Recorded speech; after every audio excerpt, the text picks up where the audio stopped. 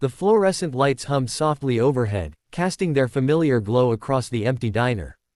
Outside, the city slept under a blanket of darkness, but inside Ruby's all-night diner, life moved at its own gentle pace. The chrome surfaces gleamed under the warm light, and the red vinyl booths sat ready for the occasional late-night traveler or insomniac seeking comfort in coffee and conversation. Sarah wiped down the counter with practiced ease, her blonde hair catching the light as she moved.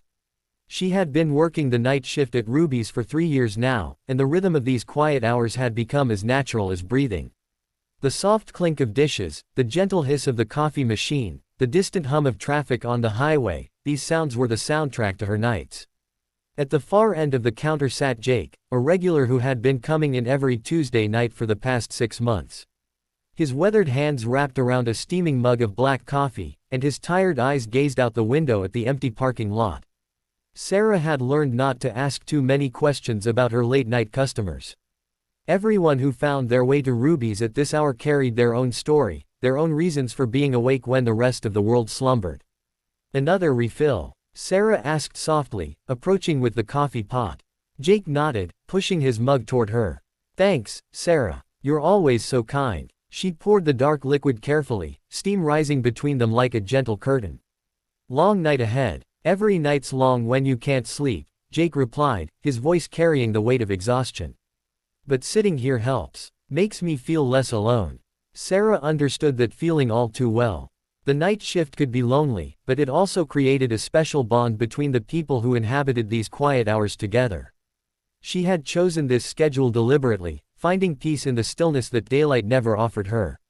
The bell above the door chimed softly, and both Sarah and Jake turned to see a young woman enter. She moved slowly, uncertainly, her clothes wrinkled as if she had been traveling for hours. Her dark hair fell around her shoulders like a protective veil, and her eyes held the distant look of someone who had been driving through the night with no particular destination in mind. "Good evening," Sarah called out gently. "Sit anywhere you'd like." The woman chose a booth near the window, sliding onto the red vinyl with a sigh that seemed to come from somewhere deep inside her soul. Sarah waited a moment before approaching, giving her time to settle. "What can I get you tonight?" Sarah asked, her voice warm and welcoming. "Just coffee, please," the woman replied. "And maybe some toast. I haven't eaten much today." As Sarah moved to prepare the order, she noticed Jake watching the newcomer with concern.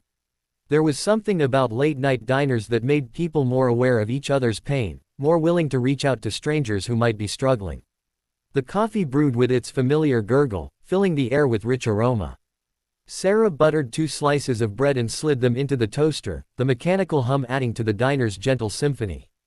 These simple tasks had become meditation for her, each movement purposeful and calming. When she brought the coffee and toast to the woman's table, she noticed tears glistening in her eyes. "Are you all right, honey?" Sarah asked, setting down the plate carefully. The woman looked up, surprised by the kindness in a stranger's voice. "I'm sorry. I don't usually. I'm fine. Just tired." Sarah nodded understandingly. "We all get tired sometimes. Take your time." As Sarah returned to her duties, she watched both of her customers. From the corner of her eye, Jake continued to sip his coffee slowly, occasionally glancing toward the woman in the booth.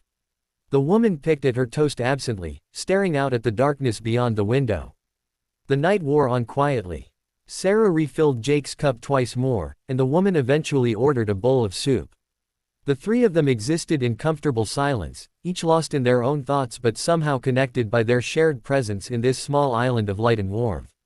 Around 3 in the morning, Jake stood up and walked over to the woman's booth. Sarah watched as he spoke to her quietly, his voice too low to hear but his manner gentle and respectful. The woman looked surprised at first, then nodded, and Jake slid into the seat across from her. Sarah couldn't hear their conversation, but she could see the gradual change in both of them. The woman's shoulders relaxed slightly, and Jake's tired eyes seemed to brighten. They talked for nearly an hour, sharing stories and finding common ground in their late-night wanderings. When Jake finally returned to his spot at the counter, the woman looked different, less lost, more grounded. She caught Sarah's eye and smiled, a genuine expression that transformed her entire face. "He told me about this place," the woman said when Sarah came over to refill her coffee. How you've been here for years, taking care of night owls like us. He said you're like a guardian angel for people who can't sleep. Sarah felt warmth spread through her chest. I just make coffee and listen when people need to talk. That's more than you might think, the woman replied. I've been driving for 2 days, trying to figure out what to do with my life. Sitting here tonight, talking to Jake, drinking your coffee, it's the first time I've felt peaceful in months. The eastern horizon began to show the faint blush of dawn as the woman prepared to leave. She paid her bill and left a generous tip, but more importantly, she left something behind, the heavy sadness that had clung to her when she first walked through the door. Jake remained at the counter as the morning shift began to arrive. Sarah untied her apron and gathered her things, ready to head home for some much-needed rest. Thank you, Jake said as she prepared to leave, for creating this place where people can find each other. I just work here, Sarah replied modestly. No, Jake shook his head. You do much more than that. You make this feel like home for people who forgot what home feels like. As Sarah walked to her car in the growing light of dawn, she reflected on the night that was ending. She had witnessed something beautiful, two lonely souls finding connection and comfort in the most unlikely place. This was why she loved the night shift, why she chose to spend her evenings in this fluorescent-lit sanctuary.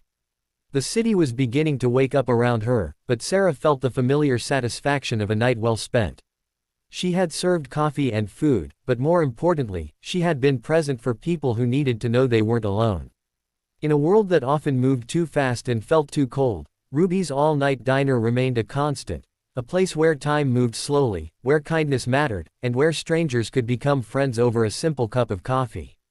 As she drove home through the quiet streets, Sarah already looked forward to returning that evening. There would be new faces seeking refuge in the warm light of the diner, and she would be there to welcome them, one cup of coffee at a time.